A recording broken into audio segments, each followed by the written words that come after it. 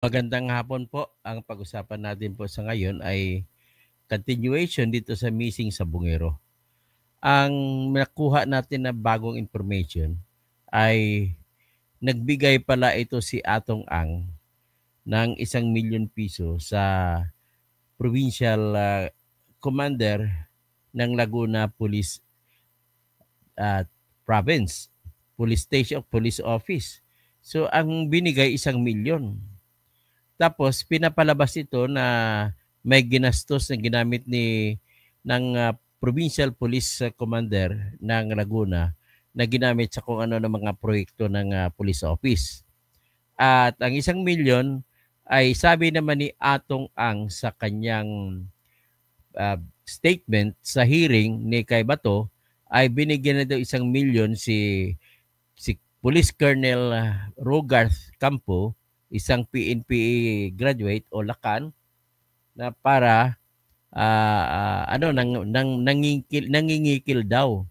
At ang sinasabi ni Atong Ang, si Colonel Rogarth Campo daw kasama yung kanyang mga tauhang pulis ay nag-volunteer kapalit yung 1 milyon na sila na lang mismo ang mag-kidnap ng mga missing sa Bungero. Yun ang kwento. So pakinggan natin ang balita. At tandaan mo, si Rogarth Campo po sa ngayon ay natanggal na sa pagkapulis dahil po pinasumiti sila ng courtesy resignation ni dating DILG Secretary Benjamin Abalos Jr. at tinanggap naman ni Presidente Bongbong Marcos ang resignation ng 18 na mga opisyal ng pulis at kasama dyan si Rogarth Campo. So, kawawa man si Rogarth Campo, wala tayong magagawa. Dapat kung pulis ka, magserbisyo ka sa bayan. So, ito po yun. Pakinggan po natin ang balita na yan kung saan ay siya binulgar ni Atong Ang sa Senado na binigyan daw niya ng pera ito si Rogarth Campo. So ito na, pakinggan natin ang balita na yan. Ang balita na yan po ay nangyari inilabas noong March 23, 2022. So ito po yun. Sinipak na po sa pwesto ang Provincial Director ng Laguna Police na tumanggap ng 1 milyong pisong donasyon mula sa isabong operator na si Atong Ang. Nasa frontline ng balitang yan, si Gary De Leon, exclusive. Sa pagdinig ng Senado nitong Lunes, kaugnay ng mga nawawalan sa Bungero, ibinulgar ni Atong Ang na nagbigay siya ng 1 milyong piso bilang donasyon sa Laguna PNP. Binigyan ko 1 milyon. Binigyan ko 1 milyon.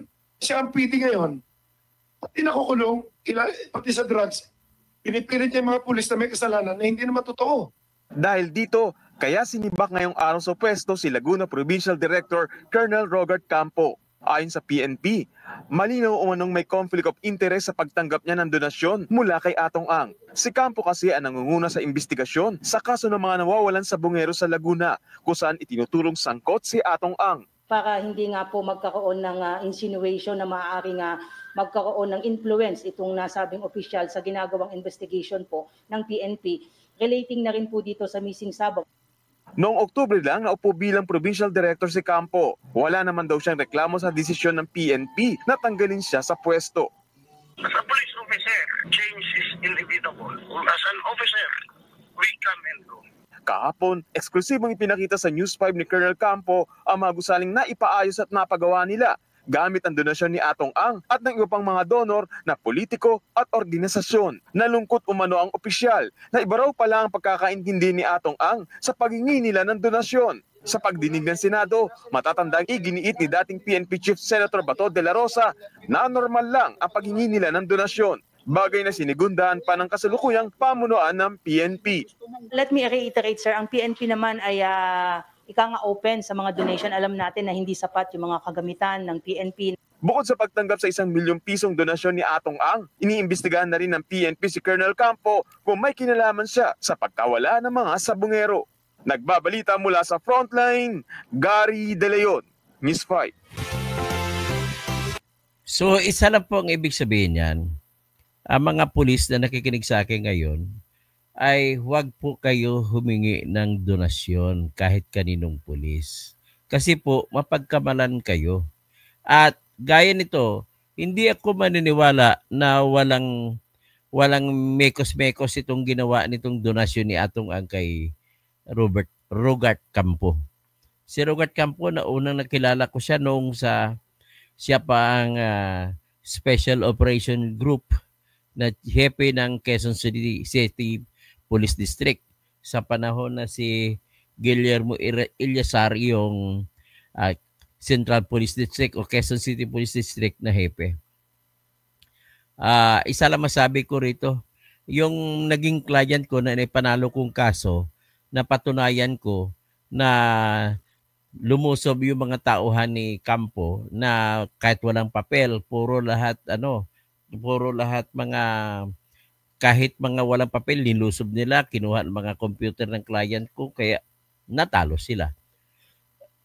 Sabihin, naniniwala naman ako na pagdiskarte niya kay Atong Ang na nanghingi siya ng 1 milyon, ay naniniwala ako para tulungan niya si Atong Ang doon sa mga akusasyon tungkol sa missing sa Bungero. Kasi bakit? Ang Santa Cruz, Laguna po ay sakop ng police office ni Rogart Campo. At doon una nawala sa Santa Cruz, Laguna yung mga unang nawala. Kasi po Santa Cruz, Laguna na sabungan ay si Atong Ang talaga nagko-control dyan. Babasahin ko yung detalye na nakita ko ha. The disappearances of the missing Sabongeros cockfighting enthusiasts began as early as April 28, 2021 with the case of Michael Bautista in Santa Cruz, Laguna. The incidents continued through January 2022. A total of 34 individuals were reported missing from various parts of Luzon, including Laguna, Batangas, Manila, and Bulacan. So the key events are August 30, 2021, Ricardo Lasco, an Isabong master agent, was abducted from his home in San Pablo, Laguna by men posing as NBI agents. So January 5 to 13, 2022, multiple Sabongeros disappeared after attending cockfighting events in Lipa City, Batangas, and the Manila Arena. It was shown by the CCTV footage and witness accounts that suggesting that showing the security guards accosting the victims who are now gone missing. The disappearances were first widely reported in January 2022, sparking Senate hearings, criminal investigations, and eventually the suspension of Isabong operations by May 2022. As of 2025, the cases remain unresolved. Hanggang ngayon, unresolved. So ito naman, may isa pa ng detalye. As of May 2021, the Philippine Amusement and Gaming Corporation or PAGCOR had given licenses to the following: Lucky 8 Star Quest Incorporated na pag-ari ni Atong Ang, Belvedere Vista Corporation, pag-ati naman ito ni Bong Pineda. Tapos number 3, Oriental Capital Venture. Ang tingin ko pag-ari ito ni Patrick Antonio, dating congressman. Tapos itong Encuentro Live Events and Sports, ito yung pag-ari ata ng mayor. Tapos yung Magnus Games Event, parang ito at ang pag-ari ni Camilo Casculan na dating PNP chief. So, si Police Colonel Rogart Campo was relieved from his post in March 2022 after being implicated in the disappearances of several Sabongeros, cockfighting enthusiasts. His removal aimed to prevent any influence over the ongoing investigation conducted then by the Criminal Investigation and Detection Group and the Special Investigation Task Group Sabongero. So the key developments are these. Number 1, Atong Ang, a prominent Isabong operator, accused Campo during a Senate hearing of offering to abduct individuals involved in cloning his Isabong platform. Campo claimed it may have been a slip of the tongue. Campo was also accused of accepting a 1 million donation from Ang, allegedly to fund a building project at the Laguna Police Camp and questioned Campos' motives for asking him to falsely claim ownership of the project. 3 other police officers under Campos Command, si mga police officers Claveria, Paghangaan, and Navarrete were also reassigned and investigated for their alleged roles in abductions. Witnesses identified some of these officers as among the armed men who abducted Sabongero Ricardo Lasco in August 2021, posing as NBI agents. The PNP and NBI investigations remain ongoing, with authorities vowing that no one will be spared. O hanggang pangako na lang nahulihin, hanggang ngayon hindi pa nahuli. Hindi pa nahuli yung mga nagkunwaring NBI agent na kumuha kay Ricardo Lasco sa kanyang bahay sa San Pablo, Laguna. Siya po ay inakusan na nagnakaw po ng video na sabong ni Atong Ang. Kaya hindi natin alam kung si Atong Ang di man nagpadukot sa kanya. So most likely sa lumalabas po ngayon sa report, walang iba kundi si Atong Ang. So ngayon, ano masasabi mo rito, Gretchen Barreto? Kasi kasama ka lagi ni Atong Ang noon sa operations ng Isabong. Pumunta pa nga kayo sa Iloilo, nag-set up kayo ng pitmaster doon. Kasama mo si Gretchen Barreto. Nagbitaw pa nga si Gretchen Barreto ng kanyang manok. So, si Police Colonel Campo ay na-reassign din siya dati sa personal after having been relieved from the Laguna Police Office. He was reassigned to DPRM or Personnel Administrative Unit of the Directorate for Personnel and Records Management. Ito yung tinatawag na freezer. Doon sila Philippine Nonoy muna sila, Philippine Navy. So, ibig sabihin, pag freezer ka, doon ka ilalagay. Wala ka pang assignment. Shortly after he was relieved from his post as Laguna Provincial Police Director. Ibig sabihin, yung nasubaybayin ko si Rogart Campo ay talaga, pangit ang kanyang record sa serbisyo bilang PNPer, na graduate ka pa ng PNPA. So, tanong na ito Police Colonel Rogart Bulalakaw Campo was among the 18 senior officers of the Philippine National Police whose courtesy resignations were accepted by President Ferdinand Marcos Jr. in July 2023, following the recommendation of the National Police Commission and the ad hoc advisory group led by former Interior Secretary Benhar Abalos. These resignations were part of a broader internal cleansing effort targeting high-ranking officers. Alam niyo, akalain niyo ba, yung pagtanggal kay Mr. Colonel Rogart Campo ay nangyari, noon tatandaan niyo ba yung na-discover yung 6.7 billion na almost 1 ton na mga shabu na natagpuan doon sa WPD lending building sa Tondo. At naalala niyo si Sergeant Mayo, yun ang nahuli doon. Natanggal ngayon, nakasuhan sa ngayon sila si General Santos. Nakasuhan din si General Domingo. Nayari din diyan si General Asurin, yung hepe na pinalitan ni General yung pamalit Acorda. So, iyan ang problema lang, may ibig sabihin parang may connection siya doon sa droga. So, iyan po ang record nitong si Rogart Campo. Pero that is not the story. The story here is Gretchen Barreto. Ito na po, kasama ito sa mga ginagawa ninyo. Namimigay kayo ng pera sa mga pulis, mga NBI. Sino pa kayong NBI na mahuhuli na mabibisto na namigay ng pera? Nabigyan pala ng pera ni Atong Ang. So, ngayon, kung mabibisto, ano kaya ang gagawin nito? So, hindi pa naman huli ang lahat kasi lumabas na si alias Totoy na may mga pulis din daw, mga 30 daw sila yung tinatawag na mastermind. Ang pinakaulo, hindi niya binanggit, pero binanggit niya sa Jamie 7, pero nakamute.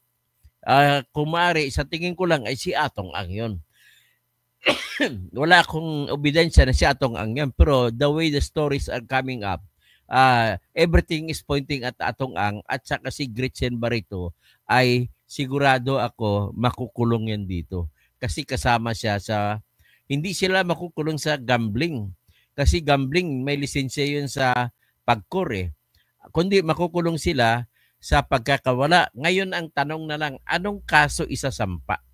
Kasi hindi pa napatunayan na patay na yung 34 na sabongero. Ang napatunayan lang na nandito si alias Totoy magsasabi na siya mismo tumanggap doon sa kanyang boss na ang pakiwari ko ay si Atong Ang na tumanggap ng pera para ibigay doon sa grupo. Meron pa na talagang grupo na taga-baon doon sa Taal Lake. Babayaran niya, ito turn over niya yung mga tao, itong si alias Totoy, ibigay niya yung mga tao ro na ibabaon sa lake at kada baon, kada operation, kalahating milyon ang binibigay. Napaka-cheap naman. Kahit ilan daw ang ibabaon, basta kada baon ay kalahating milyon. So, sino kaya ito? So, ino-hope ko yung mga kumontrata ay in-encourage ko sa inyo. Eventually, ituturo rin kayo ni alias Totoy.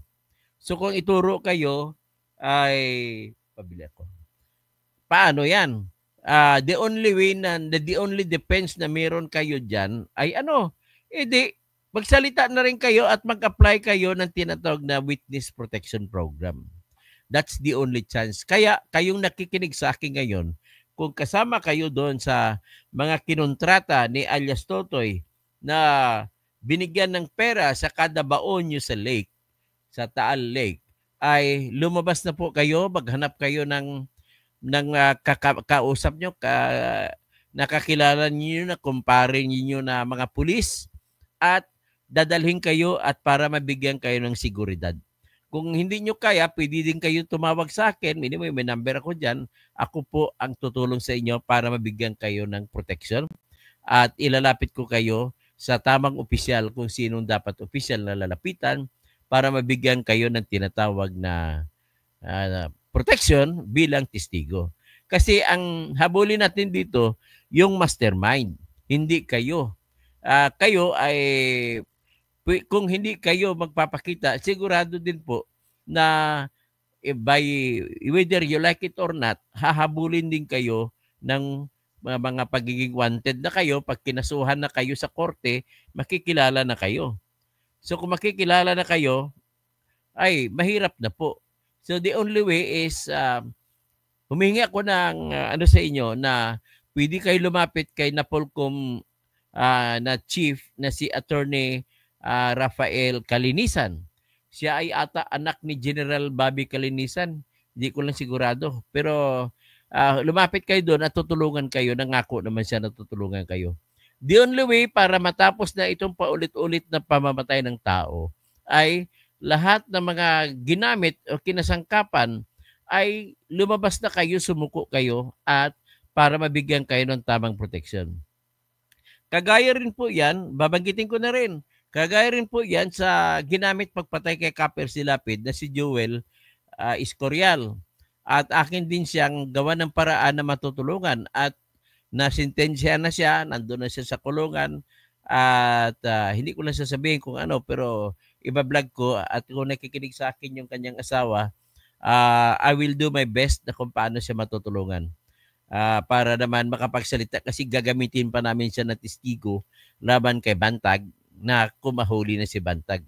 Kaya po, ang hingi ko po kay Nick Torre na kababayan ko, kababata ko na mas senior upper class niya ko sa Coronadal National Comprehensive High School na please naman hanapin mo po si Bantag na para matapos na itong problema nito kay Bantag at mabigyan na rin ng sapay na rin ng katarungan at tanging si Bantag lamang po ang makapagsabi kung may iba pang tao na talagang guilty kung hindi man siya guilty. Kasi I understand maraming nagdedepensa kay Bantag. So kung maraming nagdedepensa sa kanya, kung ikaw po Mr. Bantag ay hindi guilty, please lang, sumuko ka at sabihin mo kung sino ang tao sa likod mo kung meron man. Yun lang po ang aking pakiusap. Ito naman po, kay Atong Ang, inuulit ko po, hindi ko alam ko, si Rogart Campo, alam ko, Rogart, tayo, matagal na tayo magkakilala. Treat me as a friend, Rogart.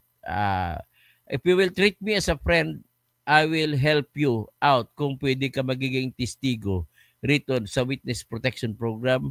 Alam mo naman yan, pwede ka rin papasok doon. Hindi naman kasi ibig sabihin na dahil sa dating pulis ka, ay kaya mo nang depensahan ang sarili mo. I know, takot ka rin. Pero alam ko, ang mga kaklase mo, siguro class 95 ata si Rogart. Hindi ko alam, Rogart, kung anong class ka sa PNPA. Pwede kong tingnan dito para malaman ko kung sino kaklase mo.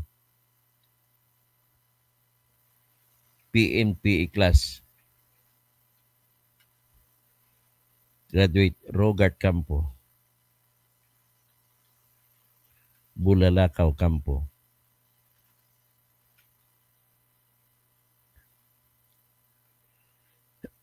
Ah, 1991. Tagapaglunsad class of 1993. 1993 siya. So, mas ka pa pala, mas senior ka pa pala kaysa kay Bantag, kasi si Bantag ay class 96. Senior mo lang, upper class mo si General Nick Torre. Siguro tiwala naman ako kay General Nick Torre, kahit kamista niya sa PNPA ay huhulihin pa rin niya. Ganun talaga kami ng mga taga-KNCHS. Mga magagaling. Magagaling. Kita mo, yung graduate ng Coronadal National Comprehensive High School na si General Nick Torre. Isa siya sa produkto ng KNCHS. Okay?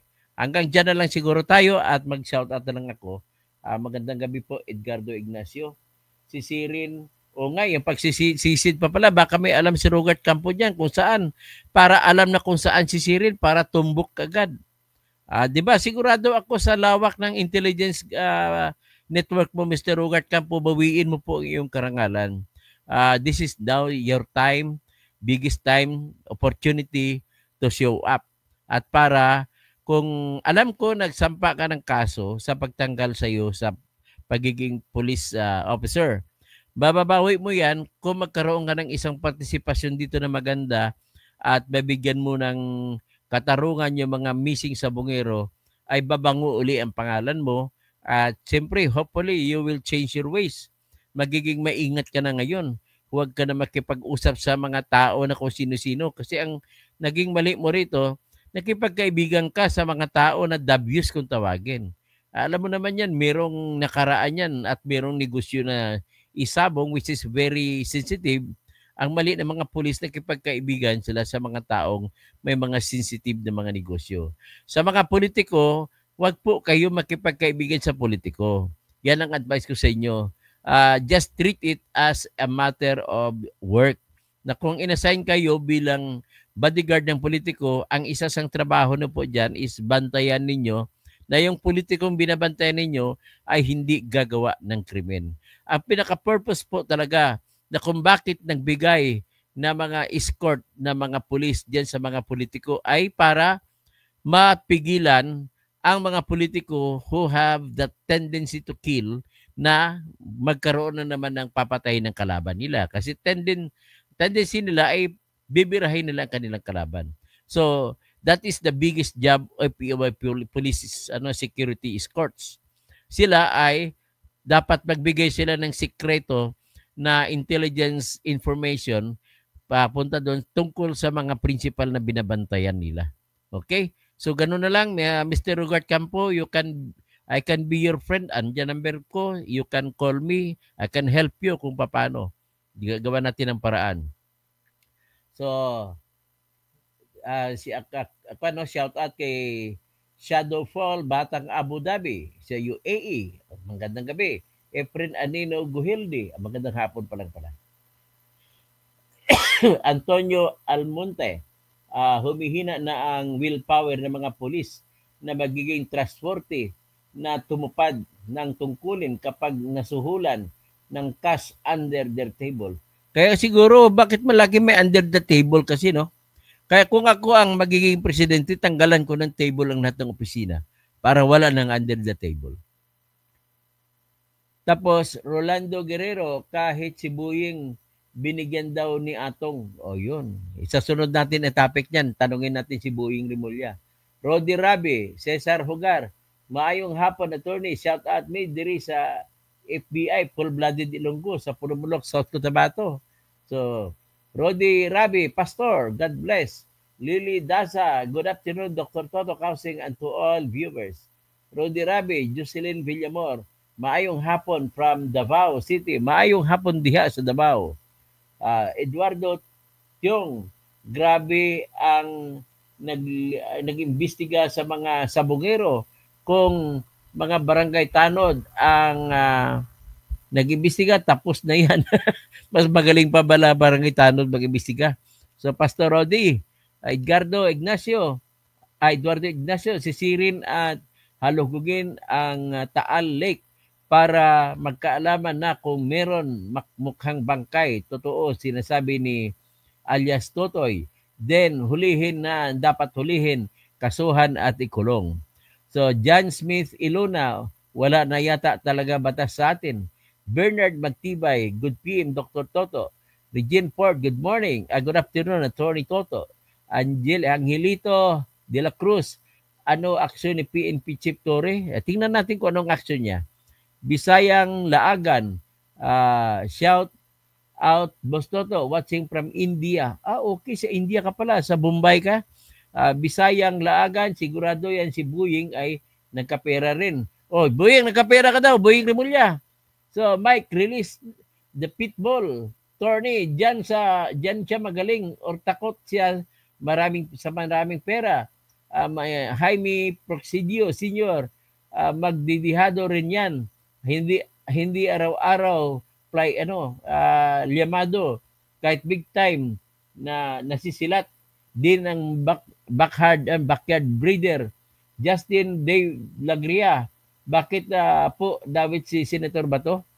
Senator Bato, ang pagkadawit niya dito, parang sabi ni Gretchen Barreto, mayroon daw siyang video ipapakita na sangkot din si Bato sa isabong. Pero ang alam ko, si Bato ay kaklase niya si Camilo Casculan sa PNP, sa PMA, na naging license din sa na isabong operator. Silvino Lanzarote, pera, yan lang idol, yan ang ugat sa kasalanan. Richard Mayormita, bakit yan si Torni kay Atong Ang? Justin Dave Lagria, mabuhay ka, Tony. Toto, salamat.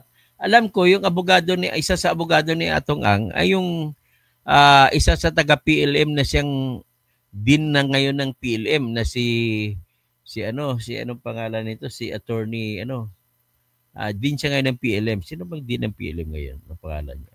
Nakalaban ko pa sa korte to eh. Tapos, abogado siya ni Atong Ang. Kinukross-examine ko si Atong Ang noon. PLM College of Law.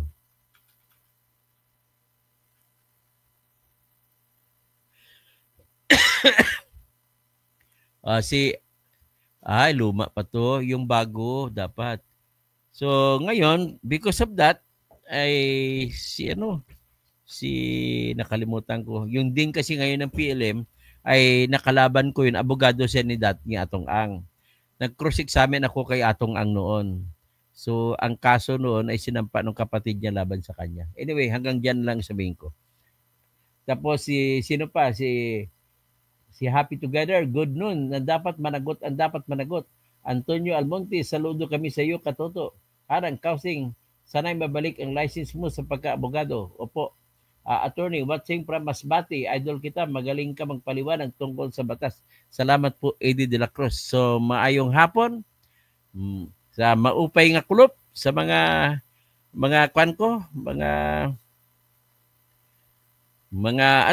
didya sa